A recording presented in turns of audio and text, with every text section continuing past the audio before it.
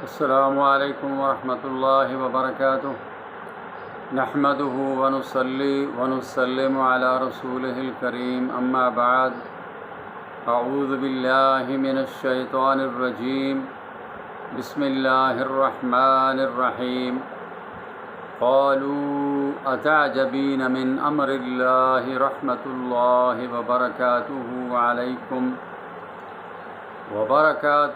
علیکم اہل البیت انہ حمید مجید وقال اللہ تبارک وتعالی فی مقام آخر انما یرید اللہ لیذہب عنکم الرجس اہل البیت ویطہرکم تطہیرا۔ صدق اللہ العظیم۔ معزز سامعین، سورۃ ہود میں سے آیت نمبر 73 آپ کے سامنے تلاوت کی ہے، اور اسی طرح سورۃ الاحزاب کی آیت تطہیر اہل بیت کے بارے میں وہ بھی آپ کے سامنے تلاوت کی ہے۔ اللہ تعالیٰ مجھے صحیح طور پر حق بیان کرنے کی توفیق عطا فرمائے، اور اللہ تعالی ہم سب کو حق سچ کو سن کر اس کے مطابق عقیدہ اور عمل کی توفیق عطا فرمائے۔ میرے بھائیوں، اللہ کی کتاب میرے ہاتھ میں ہے، میں کبھی آپ سے جان بوجھ کر جھوٹ نہیں بولوں گا۔ غلطی ہر انسان سے ہو سکتی ہے، غلطی مجھ سے بھی ہو سکتی ہے۔ غلطی کی بعد میں معذرت کر دیا کرتا ہوں، کیونکہ انسان خطا کا پتلا ہے۔ میں اپنی غلطی پر ڈٹ نہیں جایا کرتا۔ میں پھر آپ کو اللہ کا واسطہ دے کر کہتا ہوں کہ میں آپ کے سامنے سچ بولوں گا، قرآن کا حوالہ ہوگا، حدیث رسول کا حوالہ ہوگا۔ تاریخ جو ہماری ہے وہ حدیث اور قرآن کے تابع ہے۔ میرے بھائیوں، میں آج آپ کے سامنے اہل بیت رسول پاک صلی اللہ علیہ وسلم کا تذکرہ شروع کر رہا ہوں۔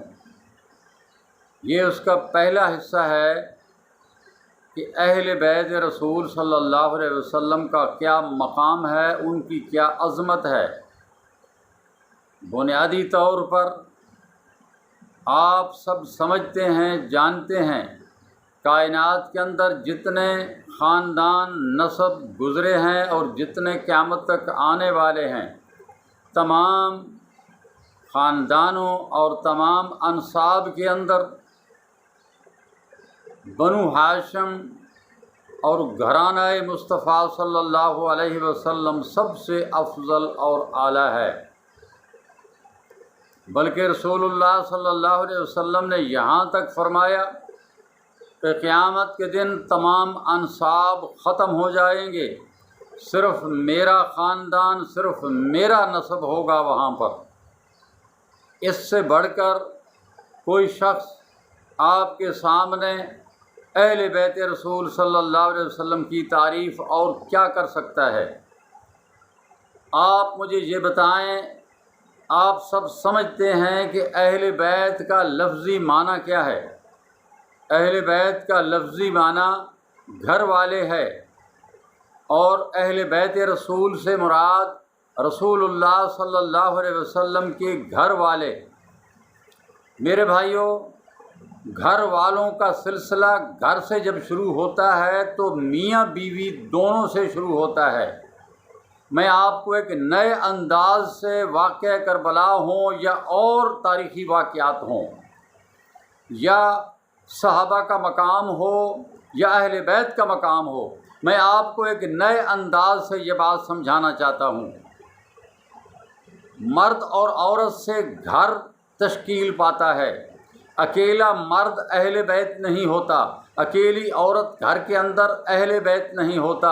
اسی لیے میں نے آپ کے سامنے پہلے جو سورۃ ہود کی آیت نمبر 73 تلاوت کی ہے، اللہ کے فرشتوں نے آ کر سیدنا ابراہیم خلیل علیہ السلام اور آپ کی بیوی سارہ رضی اللہ تعالی عنہا کو آ کر جب پیغام دیا کہ آپ کے گھر میں اس بڑھاپے کی حالت میں کہ تم میاں بیوی دونوں اولاد کے قابل نہیں رہے ہو، اس لیے تمہیں میں خوشخبری دیتا ہوں، ابراہیم تیرے گھر بیٹا ہوگا، اے سارہ تجھے اسحاق بیٹے کی تمہیں خوشخبری دیتا ہوں، اسحاق کے بعد پھر یعقوب پوتے کی بھی خوشخبری دیتا ہوں، تمہاری زندگی میں تمہارا پوتا بھی ہوگا۔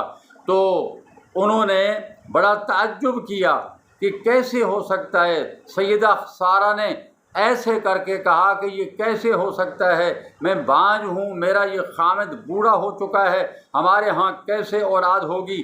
تو فرشتوں نے کہا قالو، فرشتوں نے کہا اتعجبین من امر اللہ، کیا تو اللہ تعالیٰ کے حکم پر تعجب کرتی ہے؟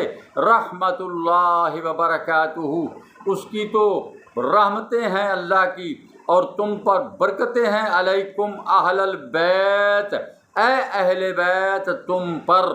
یہ دو شخص تھے، ابراہیم اور آپ کی بیوی صرف سارہ، ان کو فرشتوں نے آ کر اللہ کی طرف سے آ کر کہا تم اہل بیت ہو، انہ حمید مجید، بے شک وہ پیغام دینے والا بڑا ہی تعریفوں والا، بڑی بزرگی والا ہے۔